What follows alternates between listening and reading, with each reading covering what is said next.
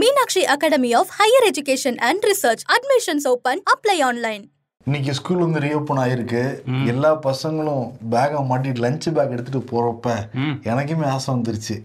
அடாடா, ஒரு school bag எடுத்து நம்மளையும் ஸ்கூலுக்கு அனுப்பிட்டா எவ்வளோ நல்லா இருக்கும் அப்படின்னு. அதனால இப்போ போறீங்களா திரும்ப?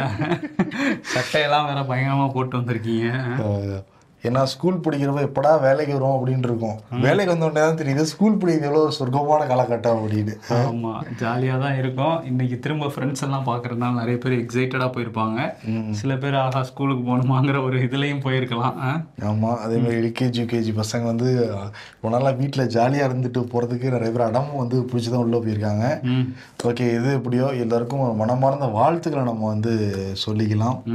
அவ்வளோதான், இன்னும் ஒரு வருஷம் அப்படியே ஓடணும், 10 மாதம் தொடர்ந்து அந்த மாணவ செல்வங்கள். ஆமாம், அதுக்கப்புறம் இந்த ஒரு வருஷம் சொல்லும் போது ஒரு வருஷம் கட்சிகளும் தொடர்ந்து ஓட போகிறாங்க போல 2026க்காக. ஆமாம், நிறைய அப்டேட்லாம் இருக்குது அரசியல் சம்மந்தமாக, அது எல்லாத்தையும் பார்த்துடலாம். ஓகே, ஷோக்குள்ள போயிடலாம்.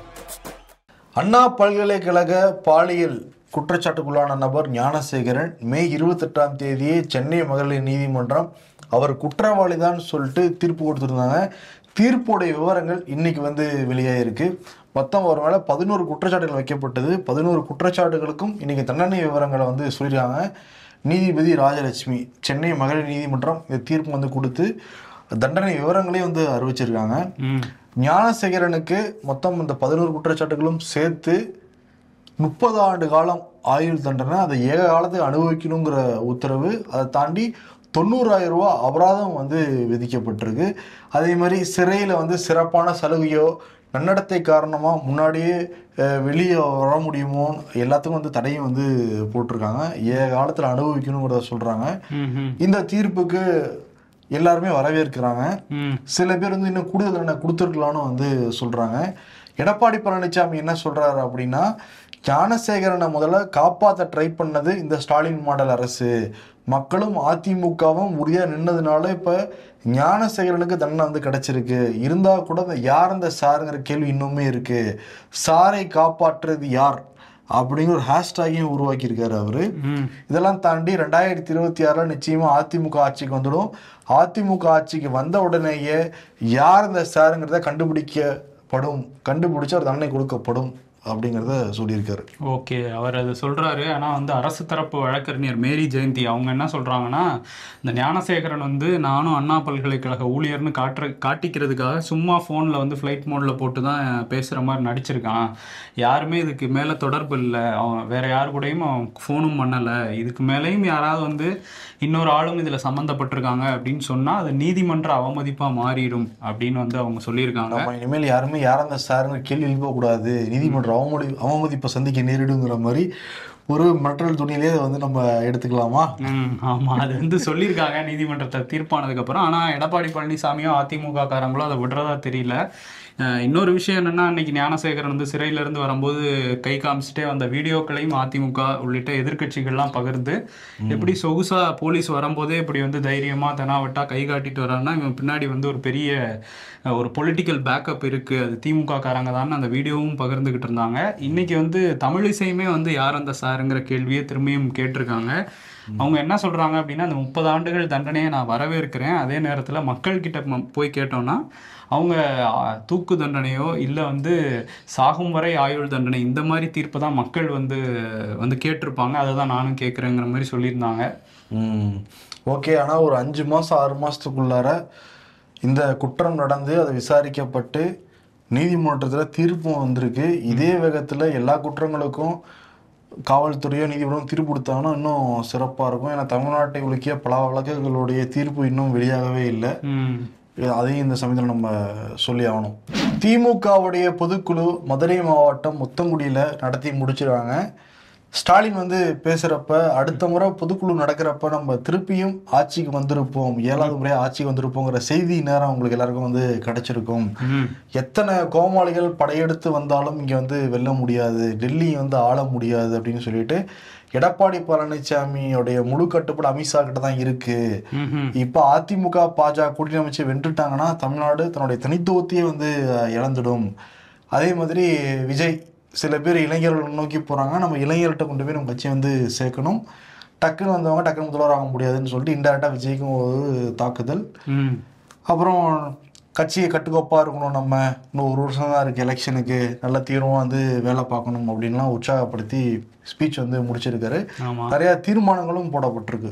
27 தீர்மானம் போட்டிருந்தாங்க. எப்பவும் போல அந்த பாராட்டு தீர்மானம் நம்பர் 1 வந்து கலைஞர் கருணாநிதியோட பிறந்த நாளை செம்மொழி நாளாக வந்து நம்ம கொண்டாடணும் அப்படிங்கிறது. 2வது வந்து தொடர் வெற்றி நாயகன் முத்துவேல் கருணாநிதி ஸ்டாலினுக்கு பாராட்டு. இப்படிலாம் நிறைய பாராட்டுகள்லாம் போட்டு 7வது தீர்மானம் வந்து தமிழ்நாட்டோட எதிர்காலம் அவர் தான் அப்படிங்கிற மாதிரி சொல்லி அவரோட மக்கள் வந்து எல்லாரும் துணை நிற்கிறாங்க, நம்மளும் துணை நிற்கணும், மக்கள் பேராதரவு பெற்றிருக்க துணை முதலமைச்சர் இளம் தலைவர் அவரோட வந்து நம்ம துணை நிற்கணும், உதயநிதிக்கு ஒரு இது போட்டிருந்தாங்க.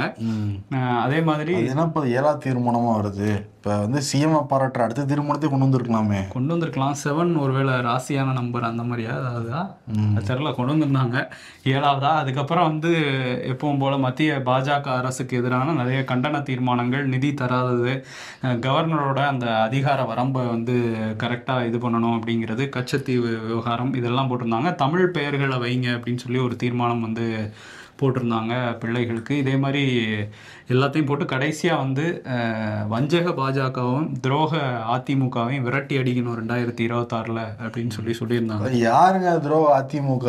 நீங்க தாங்க துரோக திமுகன்னு சொல்லி எடப்பாடி பழனிசாமி பதிலடி வந்து கொடுத்துருக்காரு. இன்னொரு பக்கம் அந்த பந்தல்குடியில நல்ல வண்ணத்திரைகள்லாம் போட்டு அந்த சாக்கடையை, அந்த கழிவுநீர் கால்வாயை மறைச்சிருந்தாங்க. ஆமா.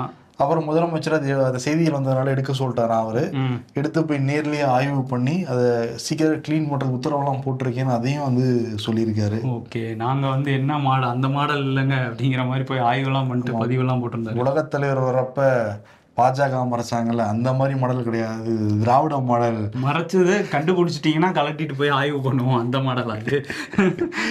நீ கண்டுபிடிக்கலன்னா நாங்க வந்து போயிருக்க மாட்டோம்.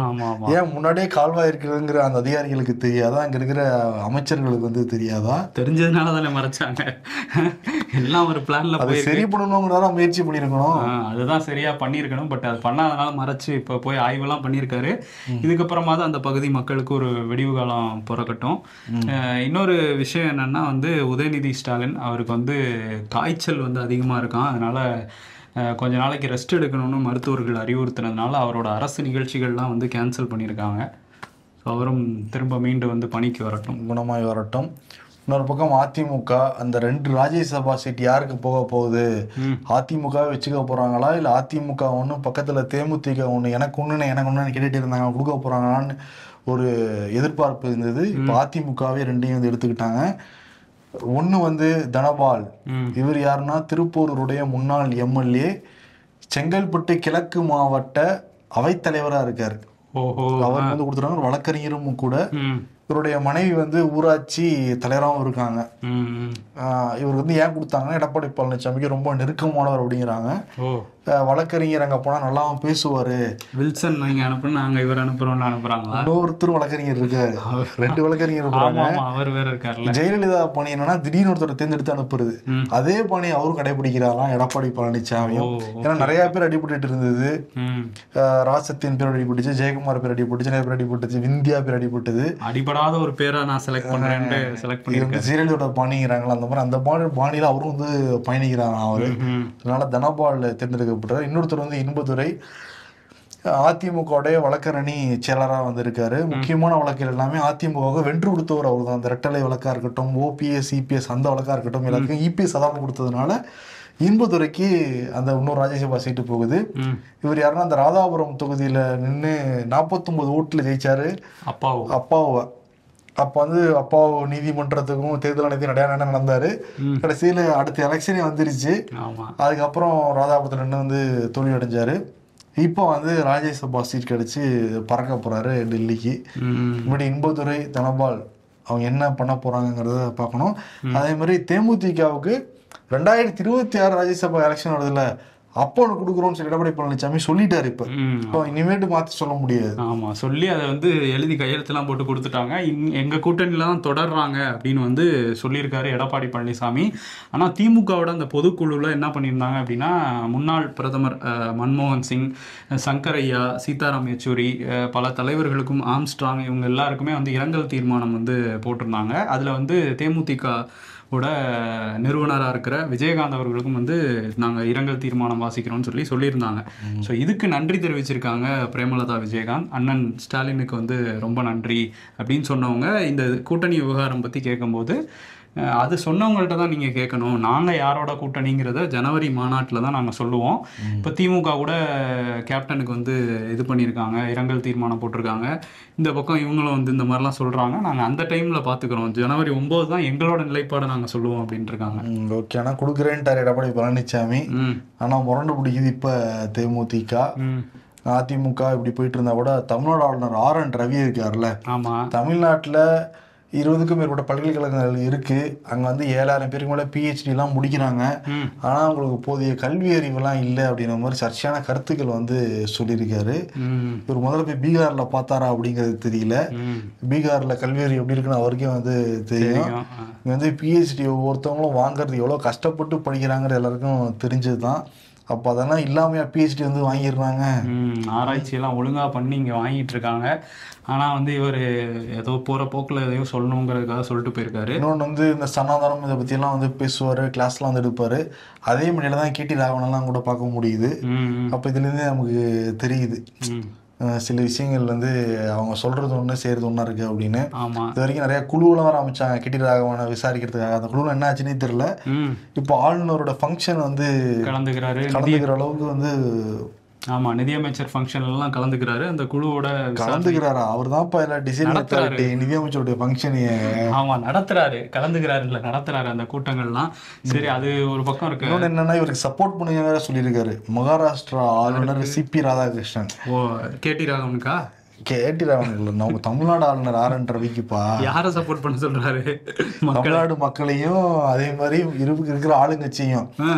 நீங்க ஆளுநரோட இணக்கமா நீங்க போங்க, மத்தியசோட இணக்கமா நீங்க வந்து போங்க. ஆளுநர் வந்து ரொம்ப நேர்மையானவர், அவரையா நீங்க வந்து பகச்சிக்கிறீங்க அப்படின்னு கேட்கிறாரு. மகாராஷ்டிரால என்னோட இணக்கமா தான் போறாங்க அப்படின்ட்டு இருப்பாரு. அங்க ஆனா பாஜக ஆட்சி நடக்குது. சரி, ஓகே, அவர் வந்து சொல்றாரு. ஆனா ஆளுநர் RN ரவி இருக்காருல்ல, அவர் அந்த ஆபரேஷன் சிந்தூர் வெற்றி விழா ஒன்று நடந்தது, அதுல தான் பேசியிருக்காரு. அதுல என்ன சொல்லியிருந்தாருன்னா, போர்னாலே சில இழப்புகள் இருக்க தான் செய்யும், அதை வந்து பெருசுப்படுத்துறாங்க சில பேர். இந்த ஆபரேஷன் சிந்தூர் வெற்றியை ஏற்றுக்கொள்ள முடியாத எதிர்கட்சிகள் தான் இதெல்லாம் பண்ணிட்டு இருக்காங்க, நம்ம நாட்டை காப்பாத்துறது தான் நம்மளோட முதல் கடமை அப்படின்லாம் பேசியிருக்காரு.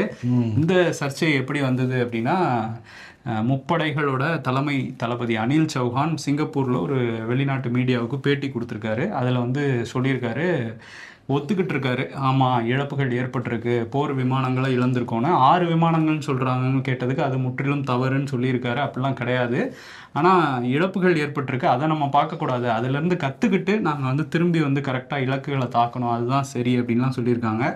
காங்கிரஸும் இந்த பாயிண்ட் எடுத்துக்கிட்டாங்க. இப்போ வந்து அவரே ஒத்துக்கிட்டாரு நடந்துருச்சுன்ட்டு. இது எதனால நடந்துச்சு, இதெல்லாம் வந்து அனைத்து கட்சி கூட்டத்தையும் நாடாளுமன்றத்தையும் உடனடியாக கூட்டி சொல்லுங்க அப்படின்னு ஜெய்ராம் ரமேஷ் வந்து பிரதமருக்கு ஒரு வேண்டுகோள் வச்சிருக்காரு. நம்ம ஜெய்சங்கர் தான் முன்னாடியே சொன்னேன்னு சொன்னார்ல, தாக போறதுக்கு முன்னாடியே சொல்லிட்டாங்க. அப்போ அவங்க அலட்டாக தானே செய்வாங்க எதிரிகள். அந்த பாயிண்ட் எடுத்து எதிர்கட்சிகள் குறிப்பாக காங்கிரஸ் வந்து கேள்வி எழுப்பிட்டு தான் வந்து இருக்காங்க. இன்னொரு பக்கம் பாமக சண்டை வருவோம். அங்க வந்து ஒரு சீஸ்ஃபயர் ஏற்படுற மாதிரி தெரியவே இல்லை. அப்பா மகனுடைய சண்டை 4 நாள் பெருசா வந்து போய்கிட்டு இருக்கு. நேத்து காலையில அவர் பிரஸ் மீட் கொடுக்க போறேன்னா சொல்லிட்டாரு, முக்கியமான அறிவிப்புகள்லாம் வெளியாகலாம் சொல்லிட்டாங்க. அதுக்கு நடுவில் அவங்களுடைய ராமதாஸுடைய மகள் காந்திமதி வந்து பேசினாங்க 1 மணி நேரம். அதற்கு பிறகு கொஞ்சம் கூல்டவுன் ஆயிட்டாரு. வருவாங்க போவாங்க போவாங்க வருவாங்க, வருவாங்க போவாங்க போவாங்க மாறுவாங்க அப்படின்னு ரிப்பீட் மோட்ல வந்து பேசிக்கிட்டு இருந்தாரு ராமதாஸ். அதே மாதிரி யாருக்கு அதிகாரம்ங்கிற இப்போ போட்டி போய்கிட்டு இருக்கு பாமகவுக்குள்ள, அம்மாவுக்கா மகனுக்கான. ஏன்னா பாமகவுடைய தலைவர் அன்புமணி, பாமக நிறுவனர் ராமதாஸ். ராமதாஸ் தரப்புல இருந்து என்ன சொல்றாங்கன்னா, சட்ட ஆலோசனை நாங்கள் வந்து பண்ணி முடிச்சிட்டோம். 2022 மே 28 பாமகவுடைய தலைவராக்கப்பட்டார் அன்புமணி. 3 வருஷம் அந்த டைம், இந்த 3 வருஷம் முடிஞ்சு போச்சு. மே 28 காலாவதி ஆயிடுச்சு. இனிமேல் எல்லா அதிகாரம் நிறுவனருக்கு தான் வரும் அது அப்படிங்கிறாங்க. இப்ப பொதுக்குழுவை கூட்டி இப்போ அடுத்த தலைவர் யாருன்னு முடிவெடுத்தா கூட நிறைய நிர்வாகிகள் இப்போ அன்புமணி பக்கம் தான் நிற்கிறதுனால இந்த பொதுக்குழு இருக்கிற மெம்பர்ஸ் எல்லாத்தையும் செயற்குழு மெம்பர்ஸ் எல்லாத்தையும் மாத்திட்டு பொதுக்குழு கூட்டலான எண்ணத்துல இருக்கிறான் ராமதாஸ். அந்த கேள்வி எப்ப நீங்க பொதுக்குழு செயற்குழு கூட்ட போறேன்னு கேள்வி கேட்டப்ப ராமதாஸ் வந்து அதை பத்தி இன்னும் பேசி முடிவெடுக்கல, முடிவெடுப்போம் அப்படின்லாம் சொல்றாரு. அதே மாதிரி நீங்க 2 பேரும் பேசினா சமாதானம் ஆயிடுவீங்கலாம் சொல்றாங்களே, அப்படியா நீங்களே சொல்லுங்க என்ன பண்ணணும்ட்டு ஒரு மாதிரி குழம்பிட்டாரு அவரு பிரஸ் மீட்ல. என்ன பண்றது சமாளிக்கிறாரு. எல்லாத்துக்கும் காரணம் அவங்களுடைய மகள் காந்திமதி தான். அந்த அப்பா சமாதானம் பண்ணிட்டு போனதுனால கொஞ்சம் சமாதானமா பேசிக்கிட்டு இருக்காருங்கிறாங்க. இந்த வாரம் ஒரு பிரஸ் மீட் கொடுக்க போறதா இருக்காரா ராமதாஸ். ஓஹோ, மாநாடு வேற ஏதோ மகளிர் மாநாடு அப்படின்லாம் சொல்லியிருக்காரு. ஆமா, அதுக்கு வேற ராமதாஸ் அன்புமணி வருவாரா இல்லையாங்கிற ஒரு கேள்வி வேற இருக்கு. ஆனா அன்புமணி தரப்புல நாங்க தாங்க தேர்தல் ஆணையமே வந்து செயல் தலைவர் கூட கொடுக்கவே கிடையாது, தலைவருங்கிற போஸ்ட் மட்டும் தான் தேர்தல் ஆணையர் கொடுக்கப்பட்டிருக்கு. தேர்தல் ஆணையத்தில் கொடுக்கப்பட்ட விதி என்னமோ அதுதான் வந்து செல்லும். இவங்க கட்சி விதியெல்லாம் இவங்களே சொல்லிக்க வேண்டியதான்னு சொல்லிட்டு இவங்க கோஷ்டி வந்து அப்பாவுக்கு எதிராக சொல்ல, அப்பா வந்து மகனுக்கு எதிராக சொல்லன்னு சொல்லிட்டு இப்போ 2 பேரும் மீட்டிங் போட்டு சட்ட ஆலோசனை பண்ணிக்கிட்டு இருக்காங்களாம். ஓஹோ, இப்போ எப்படியும் இன்னும் ஒரு வாரம் இதே மாதிரி தான் போகும் போல. அதுக்கப்புறம் என்ன நடக்குதுன்னு பார்ப்போம். அதே மாதிரி இந்த விஜய் அந்த கல்வி விருது விழா நடந்ததுல, அதுல ஒருத்தர் வந்து ஒரு மாணவியோட அப்பா வந்து இளைய காமராஜர்ன்ட்டாரு. விஜய் ஒரு பக்கம் ஜர்க் ஆயிட்டாரு. அந்த வீடியோ பாக்குறப்ப தெரியும். இத பார்த்து இப்ப சீமான் ரொம்ப டென்ஷன் ஆயிட்டாரு. இந்த இளைய காமராஜர் எல்லாம் கேட்க கூடாதுங்கிறதுக்காக தான் காமராஜர் எப்பயோ மறைஞ்சிட்டாரு அவரு. காமராஜர் என்ன படத்தை நடிச்சுட்டு வந்து சினிமாவுக்கு வந்தாரா, சினிமா நடிச்சுட்டு வந்து அரசியலுக்கு வந்து சிஎம் வந்து ஆனாரா? முதல்ல அந்த சொன்னவர் வந்து காமராஜரை பத்தி எதுவுமே தெரியலன்னு வேணா எனக்கு நல்லா தெரியுது அப்படின்ட்டு டென்ஷன் ஆயிட்டாரு அவரு. விஜயை பற்றி பேசிகிட்டு இருக்கும்போது ஆதவ் அர்ஜுனா அவர் ஒரு காணொலி ட்ரெண்ட் ஆச்சு ட்விட்டர் தளத்துலலாம் நம்ம பார்த்தோம். என்னென்னா அதில் பேசியிருந்தாரு, அண்ணாமலையாவது ஒரு 10 பேரை சேர்த்துக்கிட்டு 20% வாக்கு வாங்கினாரு, பட் எடப்பாடி பழனிசாமி நம்பி யாருமே கூட்டணிக்கு வர மாட்டேங்கிறாங்க அப்படிங்கிற மாதிரிலாம் ஒருமையிலே பேசியிருந்தாரு, மரியாதை இல்லாமல். அது வந்து பயங்கர வைரல் ஆச்சு. இப்போ வந்து என்ன சொல்லியிருக்காரு அப்படின்னா, ஒரு ட்விட்டரில் ஒரு பதிவு போட்டிருக்காரு, நான் யாரையும் வந்து தரம் தாழ்ந்து விமர்சிக்கணும்னு நினைக்கிறவன் கிடையாது, இயல்பை மீறி அந்த வெளிப்பட்ட வார்த்தைகளுக்காக வருத்தம் தெரிவிச்சுக்கிறேன் அப்படின்னு போட்டிருக்காரு. எடப்பாடிட்டையும் இதை பற்றி கேட்டாங்க, அவர் தான் சொல்லி முடிச்சிட்டார்ல, ட்வீட் போட்டு வருத்தம் தெரிவிச்சிட்டார்ல, அவ்வளோதான் அப்படின்னு சொன்னாங்க. அப்புறம் விஜய் அவருக்கு கால் பண்ணி பேசினதாகவும் ஒரு தகவல் வந்துச்சு. அதை எடப்பாடியும் மறுத்திருக்காரு, தாவேகா தரப்புலையும் அதை மறுத்திருக்காங்க. ஆமாம், இன்னொரு விஷயம் என்னென்னா கமல் தக் லைஃப் அந்த கர்நாடகாவில் தக் லைஃப் வந்து வெளியாகக்கூடாதுன்னு சொல்லி நிறைய பேர் போராட்டம் பண்ணிக்கிட்டு இருக்காங்க. ஆனால் என்னன்னா சினிமாவை சேர்ந்தவர் தான் விஜய் கூட படத்துலலாம் நடிச்சுக்கிட்டு இருக்காரு. ஏன் கமலுக்கு ஆதரவு அவருடைய கட்சியோடைய பேரே தமிழக வெற்றி கழகம் தான். ஆமாம், தமிழ்லேருந்து போனாதான் கன்னடம்னு சொல்லியிருக்காரு. ஆதரவு தெரிவிக்கலாமே விஜய் கமலுக்கு. ஜனநாயகன் படத்துக்கு பிரச்சனை வந்துடும் பார்க்குறாரா, இல்லை திமுக கூட்டணியில் இருக்காருன்னு பார்க்குறாரா? அதெல்லாம் வந்து அவருக்கு தான், அதெல்லாம் பார்க்கக்கூடாது. இல்லை, ஒரு தமிழனுக்கு அவர் துறையை சார்ந்த ஒரு பிரச்சனைனா முன்னாடி வந்து நிற்கணும்ல. அதுக்கு முன்னாடி வந்து நிற்கலாம், அவர் எதுக்கு வந்து நிற்க போறாருன்னு ஒரு கேள்வி மக்கள் மத்தியில், அரசியல் பேசுறவங்க மத்தியில் எழுமா இல்லாதா?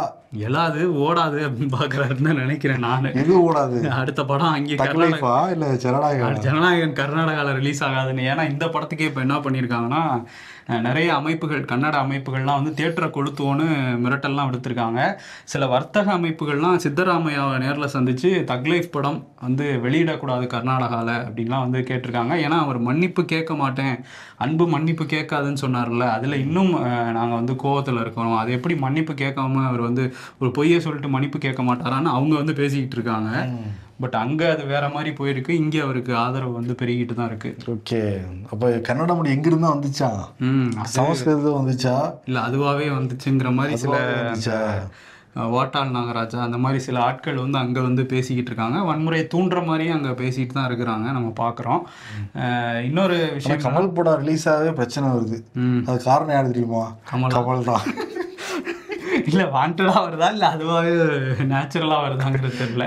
பார்க்குறப்ப நேச்சுரலாக வர மாதிரி தான் தெரியுது. ஓகே, இது அன்னைக்கு அந்த மேடையில் அவர் வந்து இயல்பாக பேசும்போது தான் சொன்னார், அதை வேற மாதிரி கொண்டு போயிட்டாங்க. சரி, அதுதான் வந்துட்டு அந்த இப்போ சீட்டு கொடுத்துருக்காங்கல்ல, அவர்கிட்டே வந்து கேட்டாங்க, இந்த மாதிரி திமுகவை அழித்தொழிக்கிறேன்னு சொல்லிட்டு தான் வந்தீங்க, இப்போ திமுகலே சீட்டு வாங்கியிருக்கீங்க, டிவிலாம் உடச்சிக்கிட்டு அந்த உடச்ச டிவி இப்போ திரும்ப வந்து ஏன் என்ன உடச்சிங்கன்னு கேட்குற மாதிரிலாம் மீம்ஸ் போட்டுட்டு இருந்தாங்க.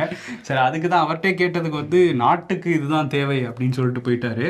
ஆனால் வந்து அவருக்கு தான் தேவை அப்படின்னு நயினார் நாகேந்திரன் வந்து பேசியிருக்காரு. அவர் வந்து கொள்கையெல்லாம் ஒரு ராஜ்யசபா சீட்டுக்காக அடகு வச்சுட்டாரு திமுகவில் அப்படின்னு விமர்சனம் பண்ணியிருக்காரு. அதே மாதிரி திமுகவுக்கு நெருக்கமானவங்க, குறிப்பாக உதயநிதிக்கு நெருக்கமானவர்னு சொல்கிற ரதீஷ், அவர் வந்து ரிதீஷ்ன்னு தான் சொன்னார் நயினார் நாகேந்திரன், அவர் ரதீஷ்ன்னு தான் அவரோட பேருன்னு சொல்கிறாங்க. அவர் வந்து ஒரு 300 கோடிக்கு வீடு கட்டுறாராமா. கட்டட்டும், முதல்ல பேரை கரெக்டாக படிச்சு சொல்லணும்ல. அதெல்லாம் ஒரு ஃப்ளோவில் சொல்கிறது தான். அதுக்கப்புறம் வந்து ஆகாஷ் பாஸ்கரன், அவர் வந்து 500 கோடிக்கு வீடு கட்டுறாரு இப்படின்லாம் வந்து பேசியிருக்காரு நயினார் நாகேந்திரன். ஒவ்வொரு மாதம் ஆரம்பத்துலேயும் 2 முக்கியமான செய்திகள் வரும். ஒன்று வந்து இந்த கேஸ் சிலிண்டர் விலை உயர்வு 1ஆம் தேதி ஆச்சுன்னா வந்துடும். பட் இந்த மாதம் எதுவும் வரலைங்கிறது நமக்கு தெரியும். அதே மாதிரி ஜிஎஸ்டி எவ்வளோ வசூல் ஆச்சுங்கிறது வரும். அந்த தரவு வந்திருக்கு. தொடர்ந்து 2வது மாதமாக இந்தியாவில் 2 லட்சம் கோடி அளவுக்கு ஜிஎஸ்டி வசூல் ஆகிருக்கு. ஏப்ரல் மாதம் 2,37,000 கோடி. இப்போ இந்த மாதம் பார்க்குறப்ப 2,07,000 கோடிக்கு மேலே வசூல் ஆகிருக்கான். இதில் மாநில ஜிஎஸ்டி, மத்திய ஜிஎஸ்டி, ஒருங்கிணைந்த ஜிஎஸ்டி, கூடுதல் வரின்லாம் போட்டு 2 லட்சத்துக்கு மேலே கலெக்ட் பண்ணிடுறாங்க. இது வந்து 2 லட்சத்துக்கு மேலே கலெக்ட் பண்ண 3வது தடவை அப்படிங்கிறாங்க. ஏன்னா போன வருஷம் ஏப்ரல் மாதமும் 2 லட்சம் கோடிக்கு மேலே கலெக்ட் ஆகிருக்கு. இப்போ அடுத்தடுத்த மாதம் கரெக்ட் ஆகிடுச்சு. இப்போ ஹாட்ரிக் அடிக்குமான்னு பார்க்க போகிறாங்க. ஓகே, ஏப்ரல் மே இந்த ஐபிஎல் டிக்கெட்லாம் ஜிஎஸ்டி போட்டு அதிகமாக ஐபிஎல் டிக்கெட்டே வாங்க முடியலாம், பிளாக்ல வாங்கிட்டு இருந்தாங்க. வாங்கின இடத்துல ஃபர்ஸ்ட் எதனால இந்த ஏப்ரல் மாதத்தில் அதிகமாக வருதுங்கிறது தெரியல. ஹாலிடே, கோடை விடுமுறை இல்லை. ஏப்ரல் மாதத்தில் என்னன்னா அப்போதான் வந்து அந்த ஆனுவல் இயர் முடியுங்கிறது ஒன்று. அது ஒன்று. இன்னொரு மே மாதம் வந்து கிட்டத்தட்ட விட கொஞ்சம் கம்மி தான்னா கூட அந்த விடுமுறை நிறையா செலவு பண்ணுறாங்க, ஸ்கூல் ஃபீஸ் கட்டுறாங்க, காலேஜ் ஃபீஸ் கட்டுறாங்க, இன்சூரன்ஸ்லாம் கட்டுறாங்க, எல்லாம் டூரிஸ்ட் ஃபேமிலி டூர்லாம் போகிறாங்க. ஆமாம். இன்னொன்னா இந்தியாவில் அதிகமாக எல்லாருமே செலவு பண்ணுற மாதம்னு பார்க்குறப்போ அது மே மாதம் தான். ஏன்னா உறுதியாக வந்து ஸ்கூல் ஃபீஸ் வந்து நிறையா காசு கரைஞ்சிரும். ஆமாம், நிறைய விஷயங்கள் போயிட்டுருக்கு. சரி, அப்படியே இன்னொரு பக்கம் வந்தோம்னா டெல்லியில் ஒரு விஷயம் நடந்திருக்கு. அங்கே தமிழ் மக்கள் வசிக்கிற அந்த ஜங்புரா, அதை வந்து மதராசி கேம்ப் அப்படின்னு சொல்கிறாங்க. அங்கே நிறைய மாவட்டங்கள், தமிழ்நாட்டிலேருந்து நிறைய மாவட்டங்கள்லேருந்து அங்கே போன மக்கள் வந்து கிட்டத்தட்ட 50 ஆண்டுகளாக அந்த பகுதியில் தான் வசிச்சுக்கிட்டு இருக்காங்க. அவங்களெல்லாம் வீட்டை விட்டு கட்டாயப்படுத்தி வெளியேற்றி அந்த வீடுகள்லாம் இடிச்சுக்கிட்டு இருக்காங்க.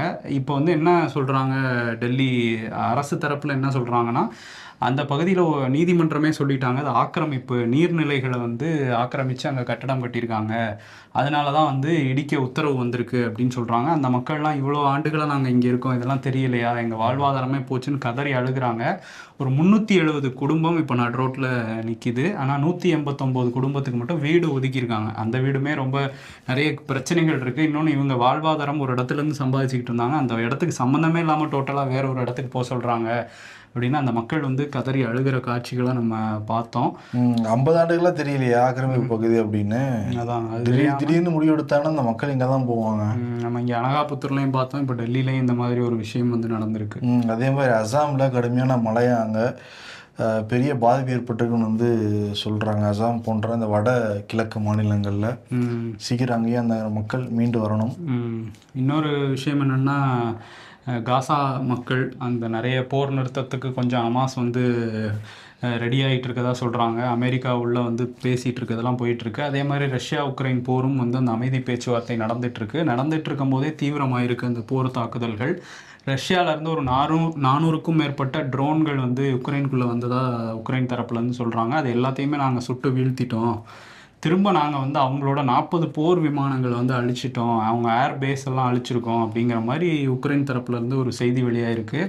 ஸோ இது வந்து அமைதி பேச்சுவார்த்தைன்னு ஆரம்பிக்கும் போது இந்த விஷயம் நடந்திருக்கனால இன்னும் பெரிய போராக இது மாறிட்டு இருக்கு அப்படிங்கிற தகவலும் வர்றது ஒரு வருத்தமான ஒரு விஷயம்தான். அதே மாதிரி இன்னொரு வருத்தமான விஷயம், தமிழ்நாட்டு சினிமா ஆர்வலர்களுக்கு விக்ரம் சுகுமாரன் ரொம்ப ஒரு சிறப்பான டைரக்டர். மத யானை கூட்டம்னு ஒரு படம், ரத்தமும் சதையுமா அந்த வாழ்வியில் அப்படியே காட்சிப்படுத்தியிருப்பார். அது படம் பார்க்குற ஃபீலே இருக்காது. மத யானை கூட்டம் பார்க்குறப்ப அந்த சாதி அமைப்புகள் எல்லாத்தையும் வந்து படத்தில் வந்து காட்டியிருப்பார். அதே மாதிரி ராவண கூட்டம்னு ஒரு படம் வந்து டைரக்ட் பண்ணியிருந்தார். இப்போ அந்த படத்தோட இயக்குனர் மாரடைப்பால் வந்து இறந்து போயிருக்காரு. சினிமா உலகத்துக்கு ஒரு பெரிய இழப்பு தான். ஆமாம், நிறைய பேர் வந்து அதிர்ச்சியில் அவருக்கு வந்து இரங்கல் போட்டுட்டு இருந்தாங்க.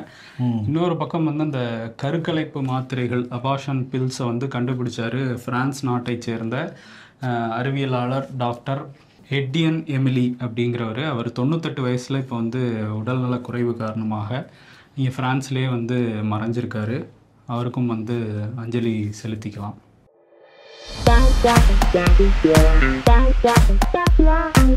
IPL ஃபைனல் டேட்டு 3/6/2025, 3/6/2/2/5 இதெல்லாம் கூட்டினா 18 வருதான். RCB ஃபேன்ஸ் சொல்கிறாங்க. ஈசாலா கப் நமதே கோலியோட ஜெர்சி நம்பர் 18ஆமா. இந்த ஆளை பிளாக்கும் பண்ண முடியாமல் ரிப்ளையும் பண்ண முடியாமல் அவஸ்தைப்படுறேன் சாரி. இந்த காலையில் குட் மார்னிங்னு பூ போட்டு போவாங்கல்ல, அவங்களுக்காக போட்டிருக்காங்க போல.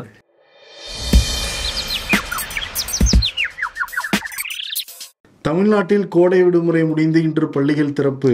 பெற்றோர்கள் நோ ஈஸ்வரா அடிச்சாம்பர் அப்பாயின்மெண்ட் ஆர்டருங்கிற மாதிரி போட்டிருக்காங்க. நோ மினிமம் பேலன்ஸ் கனரா வங்கி அறிவிப்பு. கனரா வங்கி வாடிக்கையாளர் என்ன மனுஷையா அப்படின்னு பாராட்டுறாங்க. இதோ வந்துட்டேன். விருது எடப்பாடி பழனிசாமிக்கும் பிரேமலதாவுக்கும் போயிடலாம். எடப்பாடி பழனிசாமி 2026 ராஜ்யசபா சீட்டு கொடுக்க போறேன்ட்டாரு. பட் நீங்கள் கொடுக்காது உங்கள் இஷ்டம், நாங்கள் ஜனவரியில் முடிவு யார் கூட கூட்டணி அப்படின்னு சொல்லிட்டு பிரேமலதா வந்து அங்கே சொல்லியிருக்காங்க. அதனால 2 பேரும் ஒரு கதை ஒன்று சொல்லிகிட்டே இருக்காங்க. இவங்க வந்து கொடுக்கலன்னு வாக்குறுதி கொடுத்தாங்க 2024 நாடாளுமன்ற தேர்தலில் அப்போ வேணும் தேமுதிக சொல்கிறாங்க. இவங்க அந்த மாதிரி வாக்குறுதி கொடுக்கலன்னு சொல்கிறாங்க. எந்த ஒப்பந்தமும் போடப்படவில்லை அப்படிங்கிறாரு எடப்பாடி. 2 கதைகள் இருக்கு. இப்போ யார் டாக்கு? கமல் டாக்ல இருக்காரு. அவர் நடிச்ச ஒரு படம் விருமாண்டி. 2 பக்கம் ஸ்டோரி போய்கிட்டு இருக்கும். அதனால விருமாண்டிங்கிற ஒரு விருதை 2 பேருக்கு வந்து கொடுத்துட்டு விடைபெறலாம். நன்றி. Meenakshi Academy of Higher Education and Research. Admissions open. Apply online.